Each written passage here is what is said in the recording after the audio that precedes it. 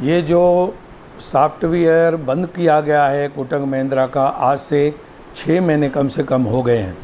तभी से लेके मैंने कमिश्नर साहब को 5 लेटर दिए हैं कि रेगुलाइजेशन जो भी शहरवासी कराना चाहे वो उनको हरदम के लिए सॉफ्टवेयर खुला ही रखना है, वो ऑनलाइन चालू ही रखना है। लेकिन इन्होंने जो 6 महीने से बंद किया है उसके लिए मैंने 5 उनको लेटर दिए हैं। फिर कभी बोलते हैं दूसरे को देंगे, कभी बोलते हैं कोटक महिंद्रा के साथ एग्रीमेंट नहीं हुई वो करने हैं, कभी बोलते हैं हमने 1-1 हज़ार रुपया रेगुलाइजेशन के लिए सबसे भराया है। तो ऐसे भी उनके पास, महानगर पालिका के पास पैसे बहुत जमा हो गए हैं। और जो प्लान पास हुए हैं उससे भी कम से कम 40 लाख रुपए से 70 लाख रुपए तक रोगियों ने प्लान पास करने के लिए, रेगुलाइजेशन के लिए जो भरे हैं। अगर किसी कॉन्ट्रैक्टर का कुछ पैसा निकलता भी है, जब मुझे बता रहे थे कि भाई कुछ पैसा उसको देना है 22 लाख रुपया, अब ये सच्चा है या झूठा है इस पर नहीं जाना चाहता हूँ। मुझे बताया था, मैंने लेटरों में भी 4 बार यही लिखा है कि सामने वाले ने आपको 40 लाख रुपए से 70 लाख रुपए कमा के दिए, अगर उसके 22 लाख रुपए निकलते हैं तो दीजिए। अगर कोटक महिंद्रा के साथ आपकी कोई एग्रीमेंट नहीं तो दूसरे कॉन्ट्रैक्टर को दीजिए, किसी को भी दीजिए। ये जो सॉफ्टवेयर है ये ऑनलाइन ने रेगुलाइजेशन चालू करना ही चाहिए।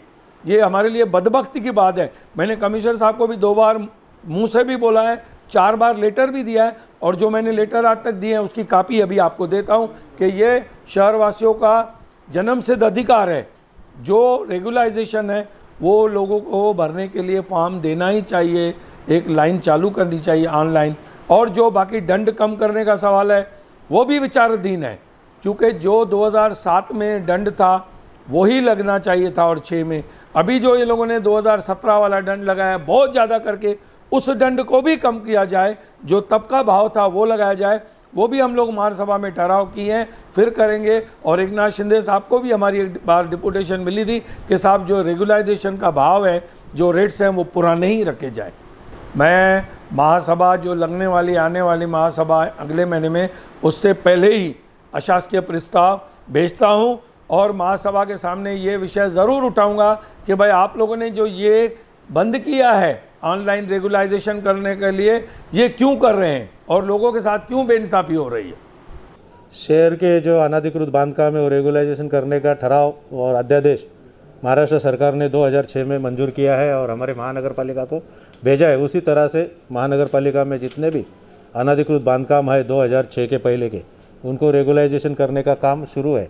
लेकिन कुछ बातें उसमें टेक्निकली है थी, उसमें कुछ वेबसाइट रेडी करनी थी, तो हमने जो काम दिया था वो बैंक नेशनलाइज नहीं थी और उस वक्त के कमिश्नर साहब ने वो उनको वर्बली वो काम दिया था, उसके वजह से थोड़ा सा प्रॉब्लम हुआ है। लेकिन यहाँ अभी के जो कमिश्नर है और अभी हमारे पास नगर रचनाकार है, उन्होंने सिस्टम से वो काम करने की कोशिश की है और सिस्टम से अभी काम होने वाला है। नेशनलाइज बैंक में उसका वेबसाइट शुरू होगा, उनसे बातचीत चालू है, 2 दिन में वो काम पूरा होगा और शहर के जो भी है अनाधिकृत बांधकाम है और रेगुलाइजेशन का काम जोर से फिर एक बार शुरू हो जाएगा, ऐसा मुझे उम्मीद है। सर एक दूसरी बात बताइए, अगर बैंक चेंज करने से जो पहले के लोगों ने कोटक महिंद्रा में करीबन 40 लाख रुपया जमा हुआ है, कि उनका एक बार उनको दोबारा ट्राई करनी, दोबारा अप्रोच करना पड़ेगा कि उन्हीं को फिर लागू कर दिया जाएगा? नहीं, कोटक जो बैंक है वो नेशनलाइज नहीं, उसके लिए नेशनलाइज बैंक चाहिए, ऐसा रूल है और उस मुताबिक तो नेशनलाइज बैंक में अकाउंट खोलने की हमारी तैयारी चालू है, वेबसाइट बनाने की तैयारी चालू है। वो 2-4 दिन में या 8 दिन में हो जाएगी और उसके बाद में लोगों को राहत मिलेगी और अच्छे ज़ोरों से रेगुलाइजेशन का काम होगा।